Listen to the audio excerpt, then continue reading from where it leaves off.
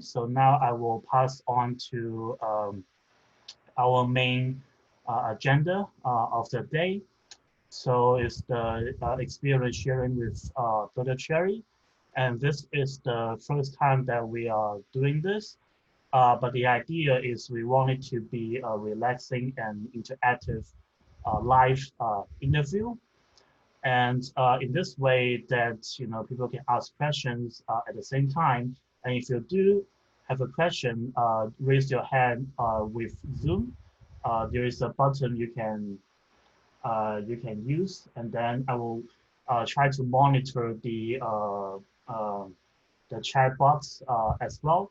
So for this talk, I will be mainly lead the discussion. I will ask the majority of the questions, but feel free to raise your hand in the chat box or leave a message in the chat box, and I will ask those questions for our members, or you can or I can pause and you can ask that question directly to Dr. Cherry.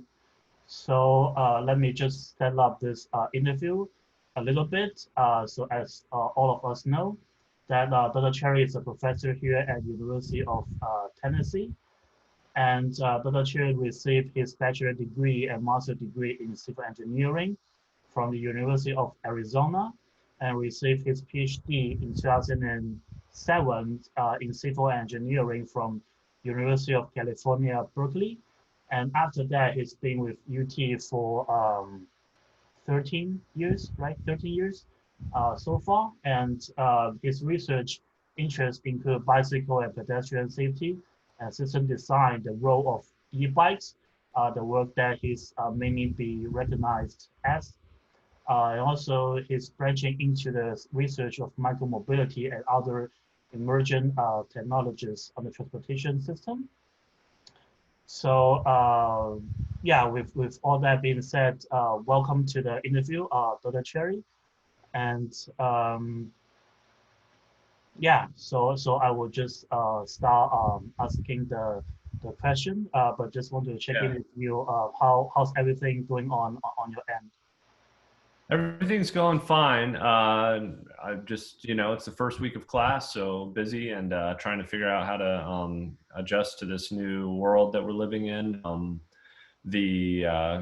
was just online with the listening to the chancellor's live stream of her weekly updates, and just urging everybody. I think graduate students get it, but urging everybody to do their part to make sure that we stay active and open.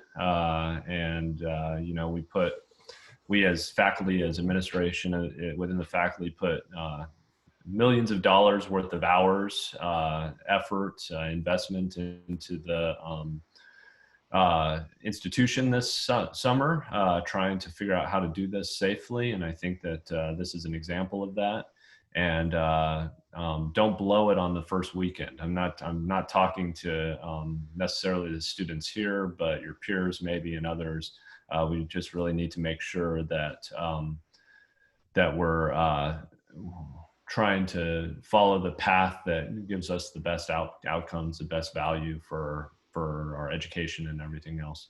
I want to put up my slide. Do you mind if I take over? Yeah, let me figure out how to. Yeah, I think you're already sharing the slides. Okay. Sure. Yeah. So let's see if we can do that. I kind of lose my. Let me see if I can get the participants out. Yeah, so I can see people. Well, I can't really see people, but anyways, he's gonna sort of walk me through this. But I wanted to just highlight this point right here. Is that this is my CV, right? This is essentially, beyond all the pubs and everything else, this is essentially my story. But you can see that you can see the dates, you can see when things happened and how long I've been at each place.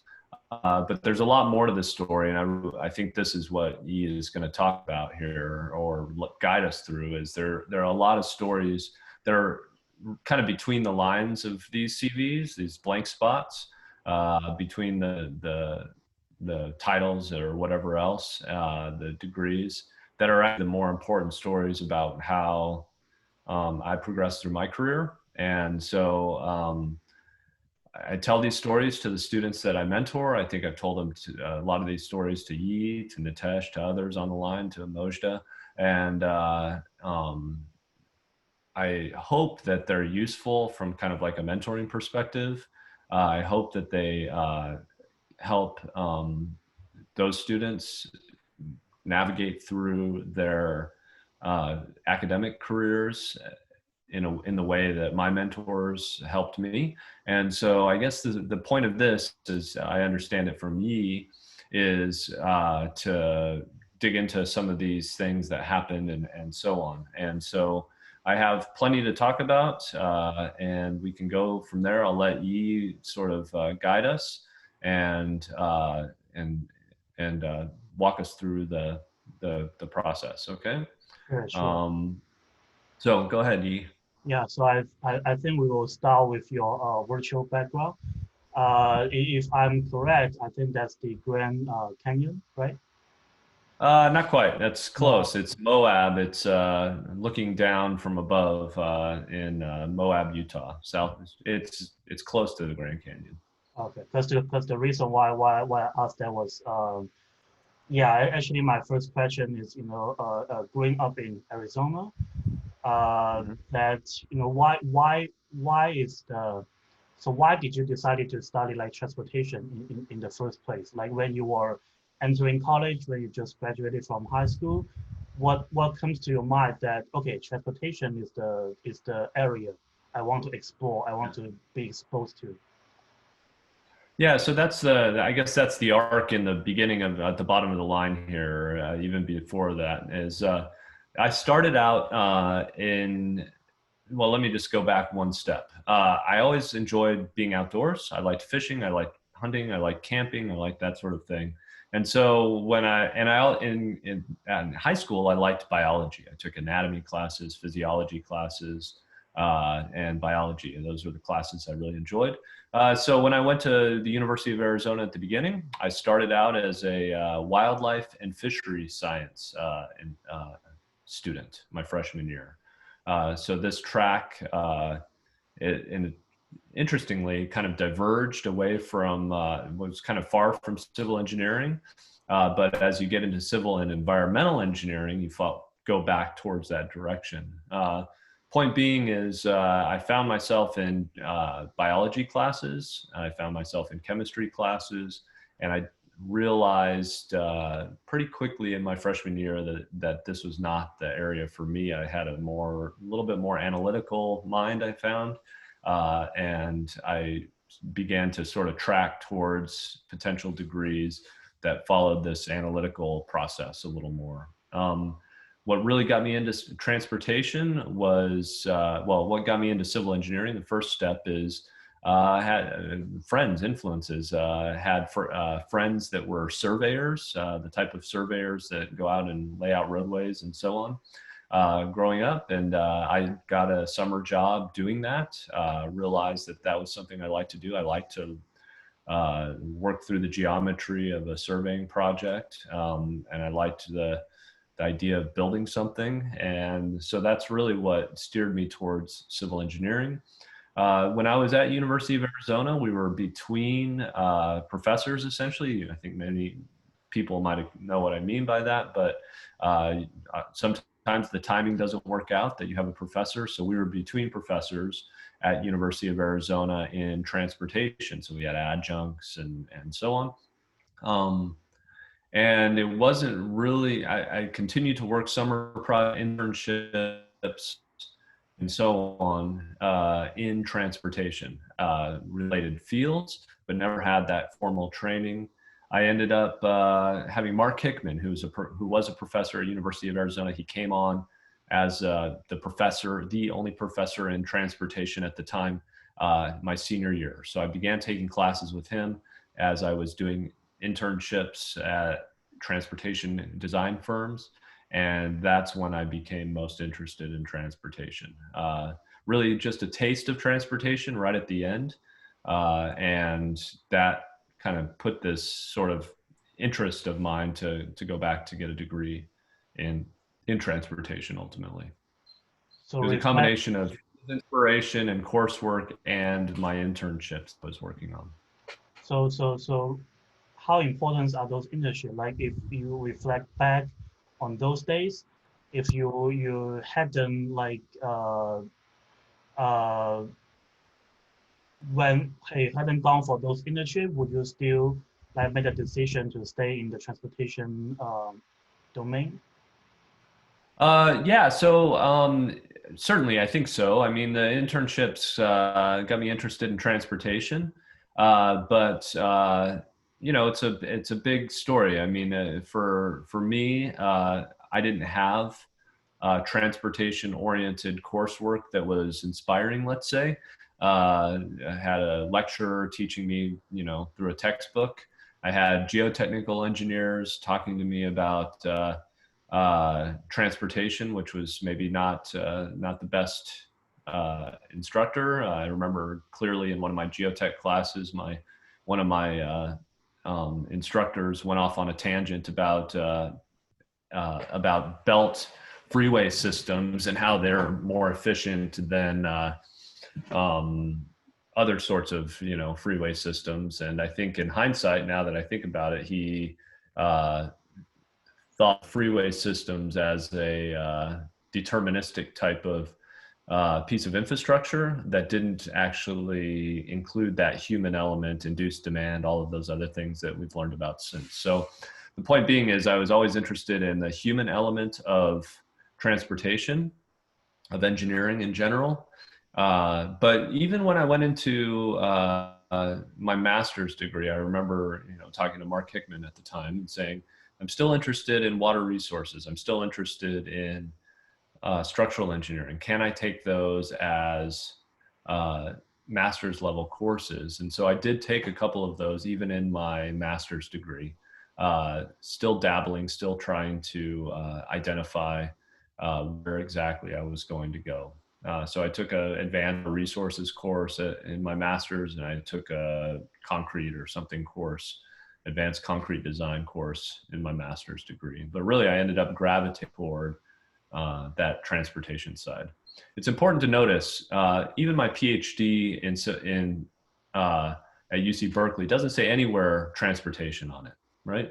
It says a PhD in engineering on my diploma. My master's degree, my bachelor's degree are masters and bachelors in civil engineering. Okay, and so that's an important thing, is that we create these isolated silos, and I think that it's important to identify areas that you can go for.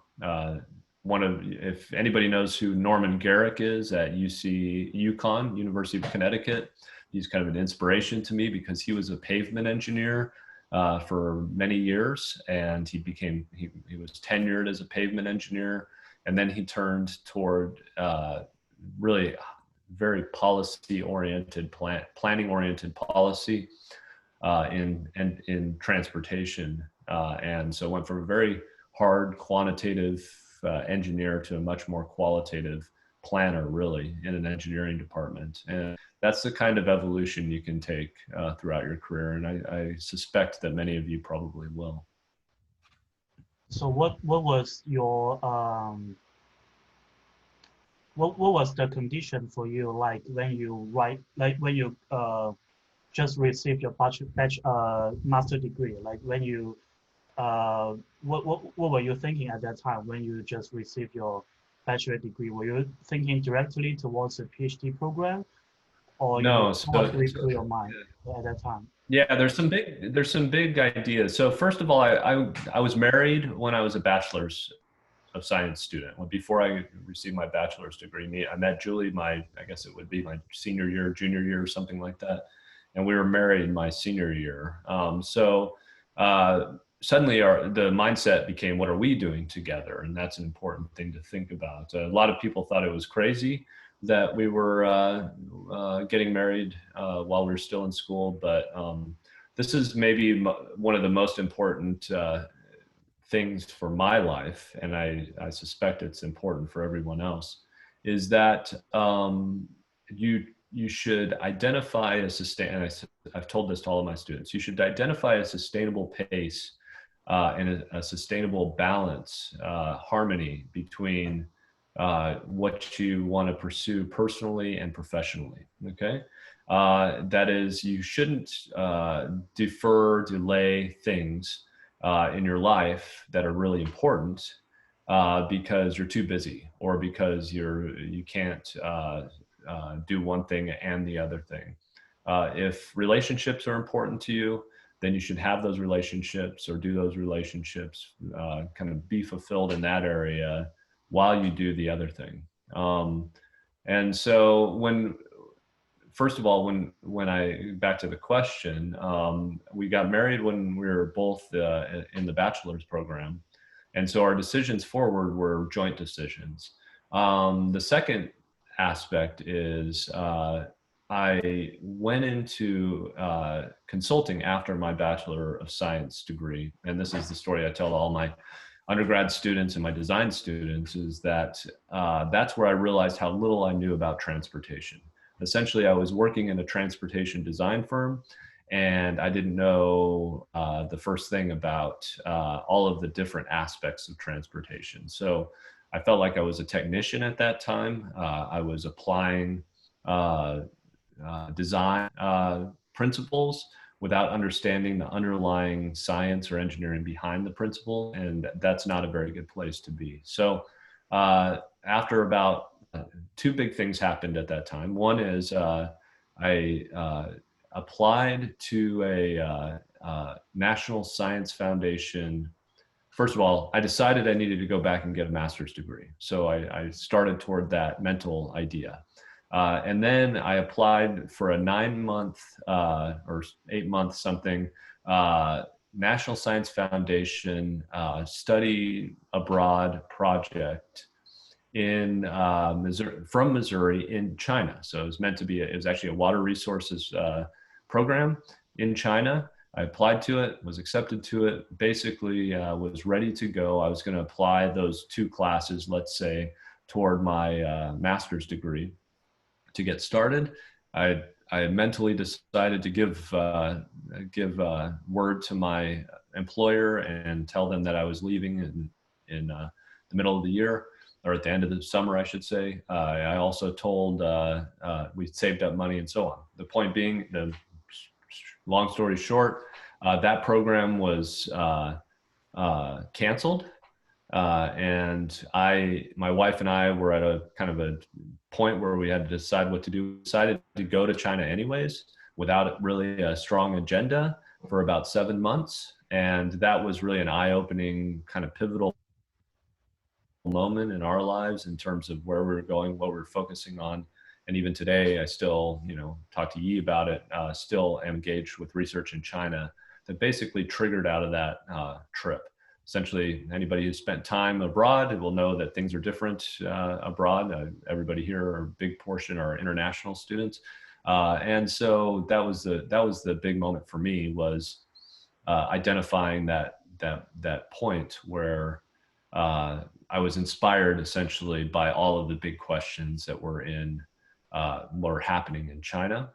And at that moment, I decided, if I do an advanced degree beyond a master's degree, if I do a PhD, I'm going to aim to do it in China because there's so many questions. The pace of growth was so fast. So that was that was 2001, basically, when I was in China and figuring that out. I came back and went straight into the master's degree, and then started to learn more and more about transportation, taking a lot of classes in transportation.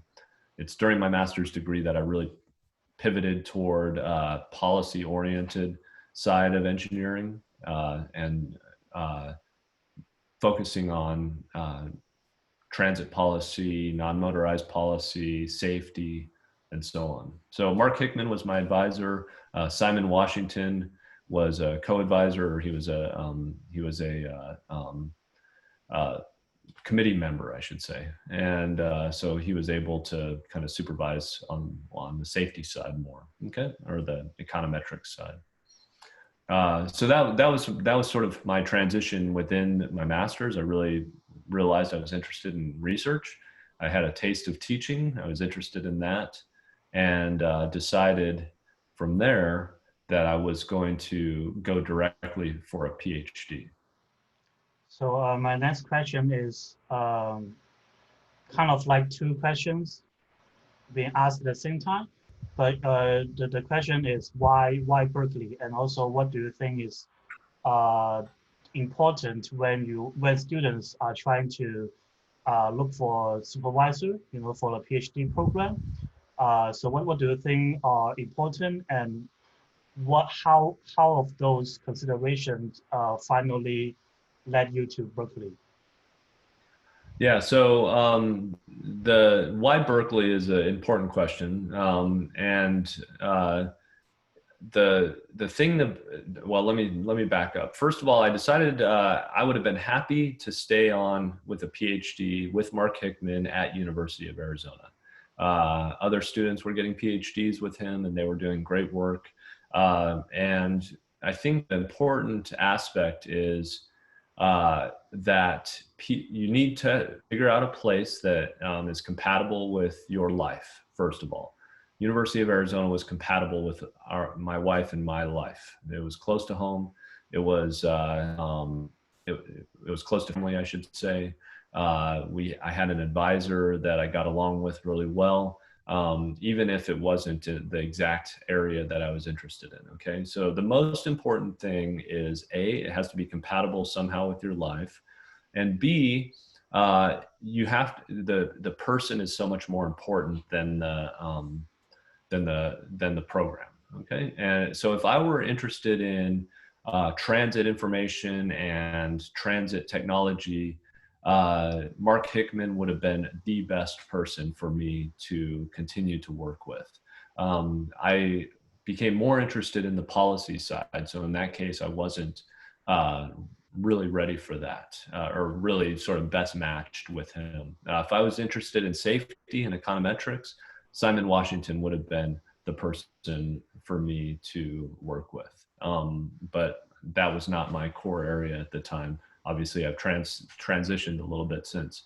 Uh, the other place I applied was Oregon State University. I applied there because my wife had a job opportunity in Corvallis. And so there was a chance, again, for this harmony between our life and our work to fall in line. And that was a chance that we could have taken. And then Cal, of course, my wife basically said, "What is the best university for your area?" And I said, UC Berkeley has the best policy oriented engineering program, at least with on the West Coast. Okay. I would say anywhere, but we're really looking on the West Coast to stay close to our family. And so that's what, so I applied there, and I didn't really know if I was going to get in. I didn't retake the GRE, for example, after I took it the first time for University of Arizona. The time I took it for University of Arizona, he said, you have to take the GRE. It doesn't matter what you get. You're already accepted, basically, verbally. And so I didn't focus on it. I didn't study for it. I showed up, I took the test, and my scores were okay, but they weren't outstanding. I should have probably, in hindsight, retaken it before I submitted my application to Cal. The other thing that was important, I think, is I asked for a letter of recommendation, and this is I'm in this leadership program right now, and last week they said, what were some of the big questions that people have asked you? And my I started to sort of brainstorm ideas, questions. What's your next 5-year plan? Blah, blah, blah. Right. And there are two questions that were asked to me. They're the same question asked at different times in my career, but both times were kind of remarkable. The first one was from Simon Washington, and Simon was the tough love type of advisor. He was the one that told you very straight up what the situation was. So I said, "Hey, applying to Cal, and I want you to write me a letter of recommendation." And he said, "Oh, okay, come talk to me." And I said, "Okay, here we go." And his first question was, uh, "What is the title of your dissertation going to be?" And at that point, I had no idea, of course, right? And then the second question was, well, who is going to be your advisor and why? And so I had to rack my brain and think through the people that I was reading their websites and so on. But in the end, those were really good, tough questions. They were tough questions because they really made me think hard about what my kind of trajectory, what was I really interested in. I wasn't just interested in Cal, I was interested in pursuing research that followed a track, right? And so if you just say, I'm interested, I hear this all the time, I want to apply to MIT because it's the best school. That's nonsense. And of course, international students and others focus on rankings and other things. You need to focus on the people who are the best for you, right? The best, most compatible researchers that are in your area. And that's really where you get the most out of it. So Cal had a kind of a very integrated planning and engineering program. Marty Wax was my kind of advisor on arrival. And he was a joint appointment between planning and engineering, very policy oriented. And he was the one who kind of guided me through that first couple of years, at least, whether I was directly under him or under someone else. He was my mentor, if nothing else. So sounds like yeah. In the end, that's why I chose Berkeley. I had a chance at either of those three places, and they all had pros and cons. I would have gotten a lot out of every one of them. Berkeley had a lot more diversity of faculty that could support me in the directions that I went. So it sounds like Berkeley is the right choice then. So in hindsight, if you not in hindsight, but like if you need to pick a few adjectives, like if you need to pick a few adjectives. Sorry, my internet may be Sorry, breaking up. my battery here is like, oh, hold on quick. Yeah. Excuse me. We got this in the share real quick. I don't know why. Hello. But my battery's going down at a rapid rate, even though it's plugged in. So let me just, I'm down to like 4%. So I want to. Yeah, I think that there are some internet issues, but I will just repeat the question. So if you need to pick a few adjectives to describe your life at Berkeley as a PhD student, also like, I know it's hard to balance work and life given that you already married at that time. So if you need to pick a few adjectives, what would be your adjectives be to describe your life as a PhD student at Berkeley?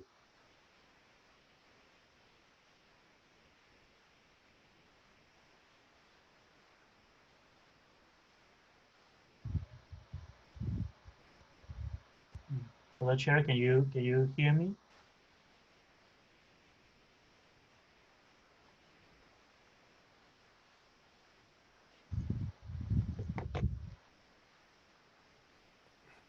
I don't know what's going on with my computer, but it is failing miserably. Zoom just shut down and said there's problems with my audio and needs to restart and all this stuff. So Okay. anyways, I'm back on my phone. And so hopefully this works. Okay. Sure. Yeah, I can hear you good. Did you get my question for the What was the question? Let's see if I got it. yeah, so the question was if you need to pick a few words or adjectives to describe your life as a PhD student at Berkeley, what would those adjectives be or those words be?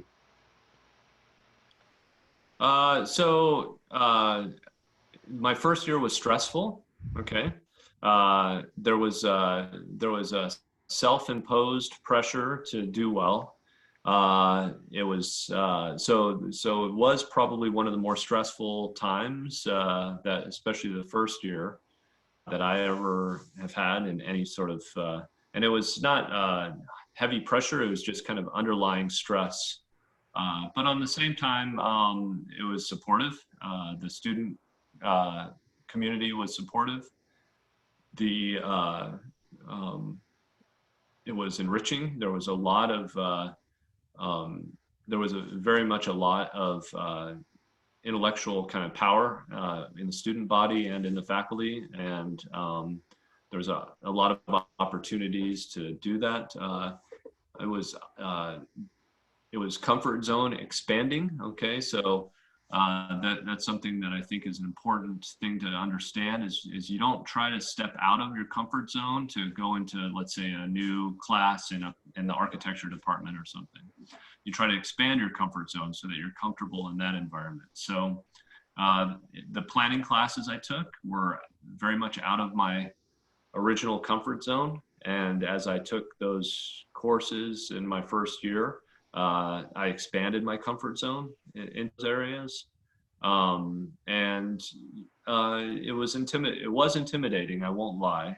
Simon Washington, again, when we were having our hard conversation about letters of reference and so on, he said, okay, so you may be a student at University of Arizona, a top student, but when you go there, you're going to be surrounded by top students from their university. So you might be on the bottom of the totem pole. You might be the worst student in the class, the student that struggles the most in a class. And I don't know if I was the worst student or the student that struggled, but I certainly was not in the top 10%. I was just in the middle of everybody. And there were some extremely smart people in my classes that were much more prepared, I guess, or just generally smarter than I was. Okay. And so they were, that doesn't necessarily mean that they succeeded better or that whatever else, but they generally had this intellectual sort of power that I didn't naturally have, I guess. Okay. So those are some of the challenges, but they were overall pretty good. So how did you adjust yourself? Like after your first experience, how did you adjust yourself and kind of reposition yourself to continue on the program? Yeah, so the key for me was you can't compare yourself against other people. You do the best you can, right? And so I talked about how I got married when I was a bachelor student. I had 2 kids while I was a PhD student. Okay, so I had a child the first year we were there. I guess it was the first year we were there, and then I had a child the third year we were there, I guess it was. Okay. And so for me, my focus was on what I needed to do to succeed in the program. And that meant milestones along the way.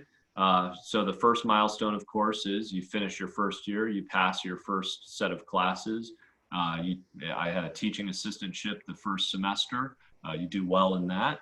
And you pass the oral exam to make it through the next step, the oral preliminary exam, essentially. And if you don't pass that exam, you're not moving forward.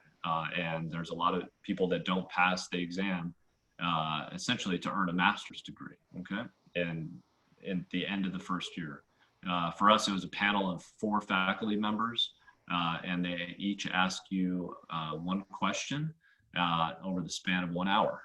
Okay, and not everybody passes that exam, and that's an important thing to note. So, if you focus on the thing that's in front of you, you don't focus on others. And I focused on that exam. I made it through that exam. And then the next exam was the comprehensive written exam, right? And that was similar to what students in our department face. Ours is a week-long exam with 4 questions. I focused on that. In that case, it was stressful. My wife and my kids at the time, or kid at the time, went to Arizona for the week, while I focused solely on doing well on that exam. I failed 1 question on the exam, but that one question is enough to get me through. I had to pay the price. I had to retake a class and so on. And then I focused on my dissertation, right? I focused on my ultimate goal, which was pursuing, or at least leaving the door open for a faculty position. So that meant getting publications as needed, That meant working on research assistantships that moved me toward publications. It meant working towards a dissertation in an efficient manner. Okay, and so all of those things, I was at Berkeley for 4 years. The first 2 years were pretty solidly working on papers, working on uh, coursework, not really working on my dissertation, but had an eye on my dissertation. And then the last 2 years, basically was uh, figuring out exactly what I wanted to do for a dissertation and then doing it. Yeah, so we are approaching 1 p.m., but there's a couple of two important questions I want to ask, and also leave some time for people in the meeting to ask questions. So forgive me, but I will just jump to that very important question first. So how would you describe, what the relationship between a PhD student and the supervisor is, and also like what do you think are the expectations for PhD students and master students when they are pursuing relevant degrees? Yeah. Well, I think it all comes back to what you hope to get out of a PhD. If you hope to finish a PhD and go into academia or go into a research-oriented field, then you need to have a kind of solid research. I mean, all PhDs are research-oriented degrees, but you need to really focus on building your expertise in that area. Okay, and I think that the relationship with a mentor, with a supervisor, is mentorship, right? Is trying to turn you into a person. Your mentor doesn't turn you into that person. They're trying to pull you along so that you turn yourself into a person that can achieve their goals, that can achieve the goals of the student, okay? And those goals should be aligned with the goals of the mentor and the goals of the institution and so on. So, for example, a mentor, they're evaluated on their research scholarship, their research funding, their teaching quality, and their service to society and the university. Those are the things that drive a mentor. And that mentor is going to, if you're going to be successful in a research-oriented world as a student, you're going to need to do those things all well. So the mentor will drive you towards doing those things well. But it should be collaborative. Every mentor has a different style. Every supervisor has a different style. But you need to be kind of stood up as an independent researcher by the time you leave. Okay. So yeah, sorry. For master students, what will be the differences compared to a PhD? Like, what should they be focusing on when they are in the master program? Yeah, so some master students just want to get the coursework done. They want to churn through coursework and become better equipped when they get out in the workforce. For coursework masters, a great outcome is you get through 10 courses and you come out with a huge bank of knowledge at the end that you can apply to practice. Other master's students are more interested in the research side, or they're interested in identifying if that's something if they're going to pursue in the future. In all cases, you want to be an independent thinker, right?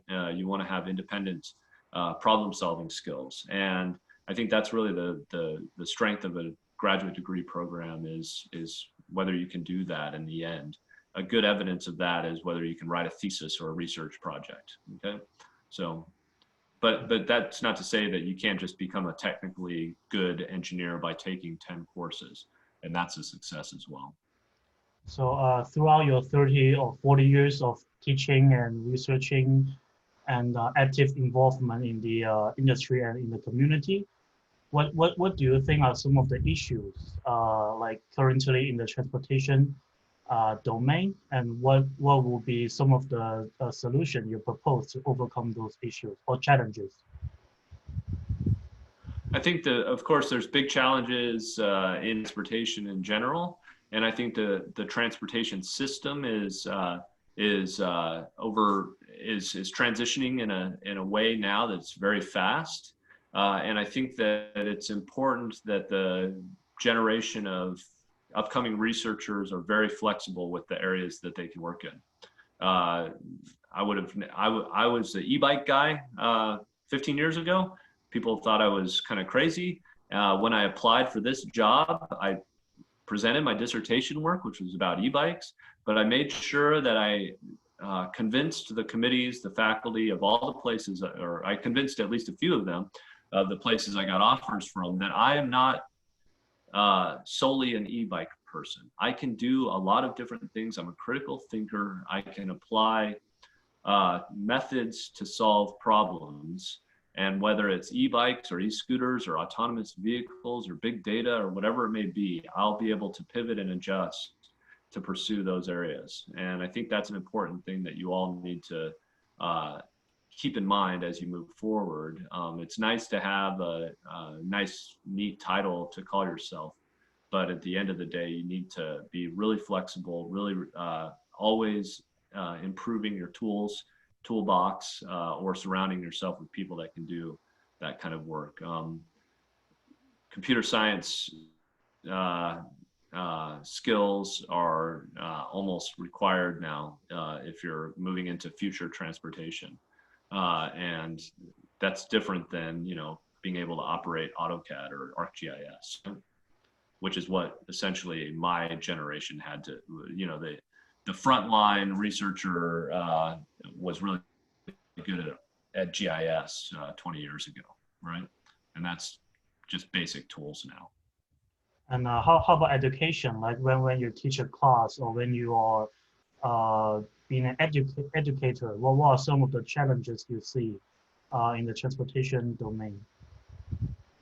Well, I think the growing body of knowledge is the term. And this is a problem across civil engineering or any discipline. Basically, the amount of things that you need to know is kind of mushrooming exponentially, it seems like. And there's no way we can cover all of that in class. The biggest challenge for me as an instructor is giving people the tools they need to start on day one and do their job, but also giving them the kind of softer skills that allow them to pivot, allow them to learn new things, allow them to adjust to emerging issues that they're going to face. I mean, my consulting job back in the day is nothing compared to what that same position is now when in terms of design or anything else. Okay. Transferable skills, I guess. Yeah. So that's that's the hardest thing, I think, is we're trying to cram more information into the same amount or even less time in the classroom. And we can't teach people to be technicians because they'll be obsolete really soon. Sure. So now I would like to open the question to our members. So if you have a question, feel free to unmute yourself and ask directly, or you can type in the chat box and I will forward that question to Dr. Cherry.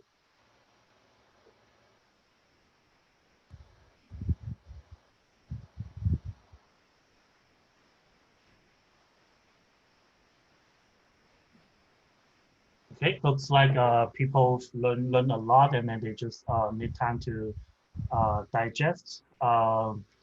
Sleeping? No. They're sleeping. I hope not. I don't know. It's really hard to tell, like with the with the Zoom setup. Yeah. And Tora, do you have? It would be nice to see faces. I long for people's faces when I am doing these Zoom things, because I really miss kind of one-to-one interaction. I was on campus yesterday to be there for a freshman thing, and it was actually interesting to see some of my colleagues, my faces, the faculty. And so anyways, it's good to see some of you. I see my own students now and again, but Newman, it's nice to see you, and others. Antora, I'm trying to go through the list here on my tiny phone screen. Yeah, I really want to see you guys, and I want to see your faces, okay? Okay, so last call for questions. So if you have one, bring it now. Otherwise, we may need to close the meeting for today. I've got a question real quick. Sure. Like in your experience and throughout like getting those degrees and over time outside of coursework and research, like what did you find to be beneficial things to do outside of the classroom and research with regards to your career specifically? Yeah. So I think that's a really important question. So first of all, I'm trying not to say I tried to maintain a balance in my life. Okay. And because a balanced like work-life balance, you hear that term, often implies like a zero-sum relationship where if you do work, you sacrifice life, or if you do more life, you sacrifice work. I try to live a life where those two things are in harmony, where my life is harmonized with my work, so that things that I do in nature out in the world improves my work life, for example. So my poor family, I say this all the time, I'm thinking about transportation policy when I'm driving down the street or when I'm riding my bike down the street. I'm thinking about design. I'm thinking about these things, and that gives me life. It drives me a little bit.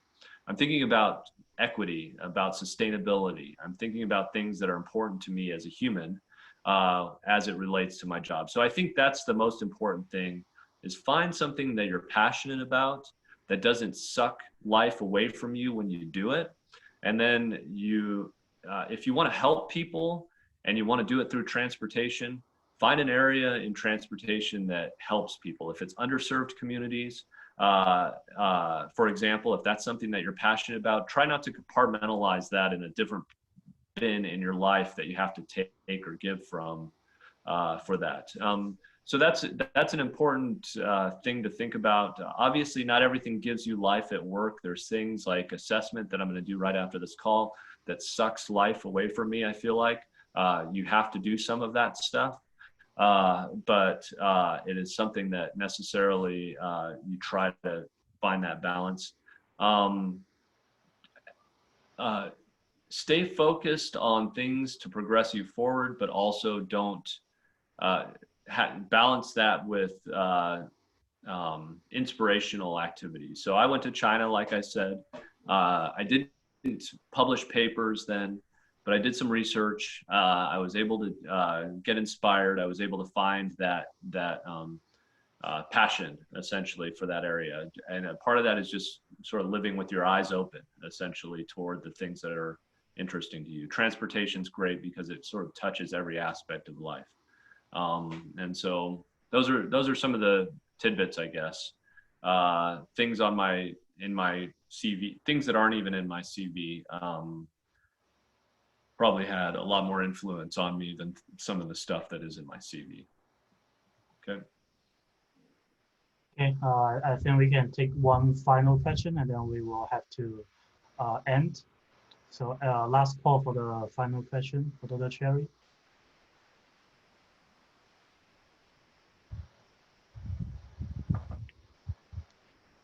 Okay, I guess that's it. Thank you so much for again, Dr. Cherry, for your time to participate. I think it's like for me, I think it's really rewarding. I'm sure it's the same case for all the members that are showing their faces now.